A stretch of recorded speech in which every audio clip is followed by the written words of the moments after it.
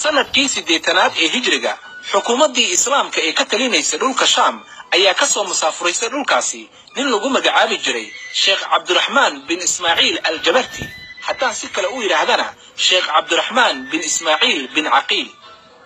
go'aankii ceydinta ee sheekha halkudhigiisu wuxuu ahaa darada oo macnaheedu tahay kii la soo eriyay ama kii la soo ceeriyay waxay sheegaan in ereyga darada uu naanays u noqday Sheekh Cabdiraxmaan midkaasi oo hana qaaday kadibna isku bedelay daarood oo noqday magaca hirgalay iyo hayb qabiil wuxuuna si rasmi ah u nasaqay magacii ahaa Cabdiraxmaan sheekada oranaysa isirka beelaha daarood waa carab oo si ballaaran loo buunbuuniyay habka loo sharaxayo waxaa ka mid ah sheeko la yaab leh waxay sheegaan Sheekh Cabdiraxmaan markii laga soo eriyay dhulkii Shaam wuxuu doon ka soo qaatay Shaam wuxuuna ahaa kaligii doontii wuxuu soo saartay kaliya hilib sarar ah markii uu feento ama uu cuno hilibkaasi sararta ah waxay sheegaan in hilibkii uu dib u soo dhalanayay ama uu noqonayay sidiisii horeba muddadii safarkiisa waxaa lagu qiyaasaa dhowr bilood wuxuu quudan jiray ayay sheegaan hilibkii sararta ahaa oo markasta u soo cusboonaan jiray haddaba quraafaadkaasi dadka beerkooda la qabadsiiyey waxaa laga curiyey maahmaah caan noqotay sahaydaada sarartii daarood allaha kaaga dhigo haddaba sheekadaasi caafimaadkeeda dadweynuhu idinka ayaa idin daayay doontii Sheekh Cabdiraxmaan uu watay waxay la soo sabaysaba aakhirkii waxay ka soo degtay xeebta bareeda oo ka tirsan degmada Caluule ee gobolka Bari sida sheekada ay sheegayso Sheekh Cabdiraxmaan markii uu gaaray bariga waxa uu koray oo hoy ka dhigtay geed weyn oo ku agyiilay ceel biyo leh dhowr maalmood kadib gabar lagu magacaabo Doombiradir ayaa ari u soo aroorisay ceelkii waxayna aragtay nin geedkii fuushan oo halkaasi ay isku barteen waxaana la soo wariyay in arigii uu la waraabshay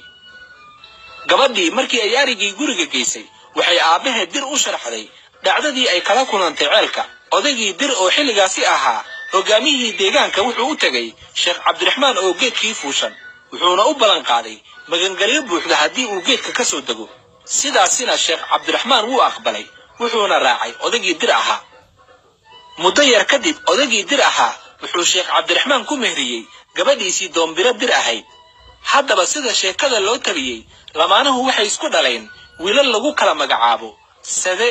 Tanade Awrtable Kablalax iyo Ciise haddaba marka loo kuurgalo jiritaanka xaqiiqda sheekadaani waxaa lagama maarmaan ah in jawaab macquul ah loo helo su'aalahan daarood oo lagu tilmaamay carab ka soo haajiray ardu Shaam maadaama uusan horay wax aqoon ugu lahayn afka Soomaaliga isla markaana Doombire iyo aabaheed aysan iyagana aqoon u lahayn afka Carabiga yaa u kala tarjumay oo u suurtageliyay inay isfahmaan teeda kale hanaanka guurku waa hidde iyo dhaqan muqaddas ah oo loo dhooro hab adag oo taxaddar iyo hubsasho leh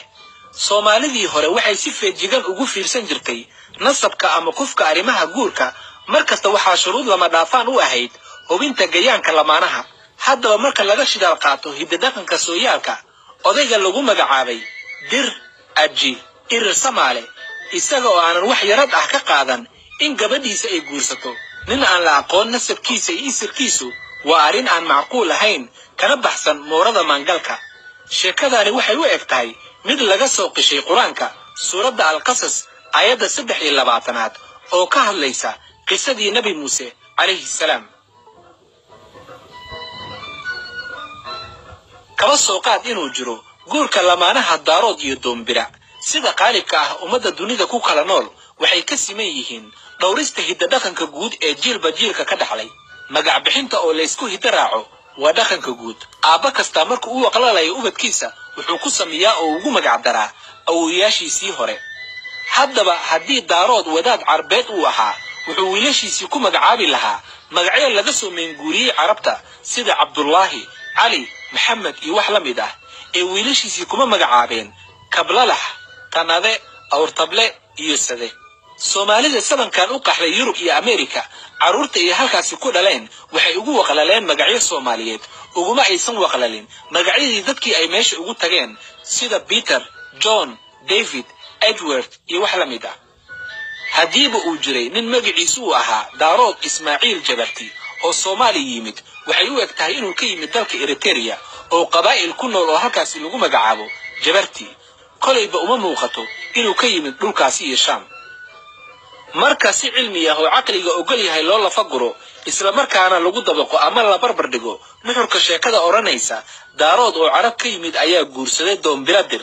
natiijada baarista ama biyadhaceedu waxay u muuqataa mid aanan jirin odayaasha aqoonta durugsan u leh taariikhda Soomaalida siiba marka bulshada loo kala saaro beelbeel laga raadraaco taranka tagooga waxay diidan yihiin oo si weyn ugu soo horjeedaan jiritaanka guurka daarood iyo doombira qiilka iyo cadeymaha ay odayaasha soo bandhigeen ama taariikhda ay aaminsan yihiin waxaa saldhig u ah laba arrimood waxayna ku doodaan in odayga dir uu dhalay wiilal badan waxaana ka mid ah afartan madaxweyne dir madoobe dir madaluug dir mahadir haddaba odayaashan taariikhda soo bandhigay waxay sheegayaan maadaama ubadkiisa wiilal kaliya ay ahaayeen wax gabdha ah xitaa mid qura aysan ku jirin ubadkii dir uu dhalay haddaba magaca doombira dir wuxuu u muuqdaa mid aan sal iyo raad lahayn waa sida ay iyaga sheegeen darisnimada ka sokow Soomaalidu waxay carabta la wadaagtaa caqiidada diinta Islaamka qarniyo badan waxaa labada ummadood ka dhaxeeyay xiriir ganacsi iyo isdhexgal bulsho oo horseeday in dhaqanka carabta saameyn iyo raad ku yeesho qaybo ka mid ah dhaqanka Soomaalida hase yeeshee arrimahaasi nasabada Soomaalida kama dhigi karaan carab waxaase habboon in la garwaaqsado in carabnimadu ay tahay hayb kulmisa ummad ka midaysan luqad dhaqan iyo deegaanba ma jiro aaba lagu magacaabo carab kaas oo nasab ahaan ab iyo isir lagu abtirsado farac iyo tagoogba midda ay tahayba ummadaha ku hadla luqadda carabiga waxay leeyihiin xadaarad aad u fog taasi oo aan la qeexi karin unugeeda iyo degmadii ay ka soo bilaabatay taariikhda carabta inay fac weyn tahay waxaa tusaale u ah nabi ibraahim calayhi salaam wuxuu nawaaxiga maka ugu yimid qabiil la oran jiray reer bani jurham kuwaasi oo ku hadli jiray afka carabiga wiilkiisa nabi ismaaciil calayhi salaam uu ka guursaday dadkii deegaanka maka ku noolaa darteed ayaa farcii ismaaciil ku caraboobay yaasi carab ah markii sinji ahaan loo kala saaro ummadaha adduunka ku baahsan carab waxaa loo yaqaanaa shucuubta ku hadasha luqadda carabiga xitaa haddii ay ku kala duwan yihiin caqiidada iyo midabkaba mujtamaca kirishtaanka ah ee ku nool wadamada Lubnaan iyo Masar maadaama luqadoodu ay carabi tahay waxaa loo aqoonsaday inay yihiin ummad carab ah sidaas awgeed maadaama Soomaalidu aysan ku hadlin luqadda carabiga ayna leedahay af iyo dhaqan hodan ah oo aan weli la dhaqan rogin in isirkeeda bini haashim loogu abtiriyo oo carab lagu sidko waa been abuur aan beet run ka ahayn waa barnaamij loogu talagalay in Soomaalida lagu jahwareeriyo wuxuuna ka curtay cadifad diimeed iyo danaysi bantuuga ku nool bariga Afrika iyo Suudaanta madow oo luqadoodu afka carabigu ay tahay ayaa Soomaalida kaga dhow sheegashada carabta waayo af iyo dhaqanba waxay bahwadaag leeyihiin ummadda carabta haddaba innaga oo soo gaarnay guntii iyo gunaanadkii barnaamijka waxaa jira sheeko kale aanan ogeyn halka laga soo kireystay midaasi oo ah in magaca daarood uu ku yimid Sheekh Cabdiraxmaan inuu ahaa qof duuli jiray sida shimbiraha oo kale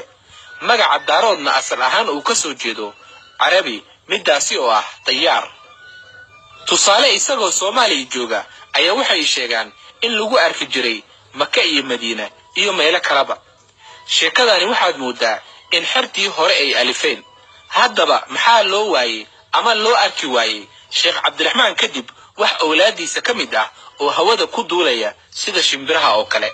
Somalis deny Africans. They do not want to be identified as Africans. They want to be Arabs. And the Arabs are pushing them. There's a dilemma here.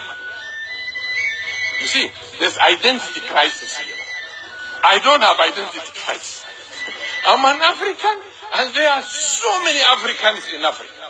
I don't have identity crisis. You can call me whatever you want. But I have identity. You do not have identity now because the Arabs have refused you. They are telling you, ya Habib. La soco qaybta saddexaad oo aan kaga hadli doono qabaa'ilada kale ee Soomaalida ee u nasab sheegta in isirkoodu uu ka soo jeedo carabta